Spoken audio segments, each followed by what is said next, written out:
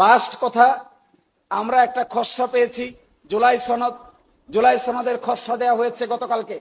এই খসড়া পত্রে অনেক ভালো ভালো কথা বলা আছে, লাস্টে একটা ছোট্ট কথা বলা আছে, এই কথাটা খুবই আপত্তিকর। এটা বলেই শেষ করে দিচ্ছি, যেহেতু সাবজেক্ট ম্যাটারটা এটা।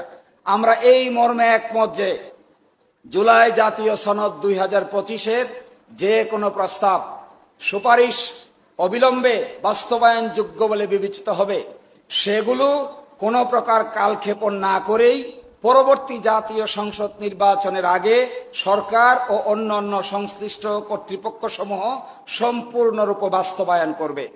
অর্থাৎ এখানে প্রপোজাল দেওয়া হচ্ছে, সংসদ নির্বাচনের আগে যতটুকু বাস্তবায়ন ততটুকু করা হবে, আর সংসদ নির্বাচনের পরে বাকি অংশ বাস্তবায়ন করা হবে।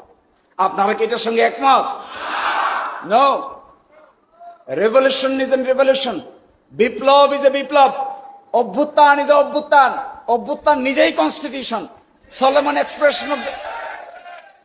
expression of the will of the power is itself is a constitution.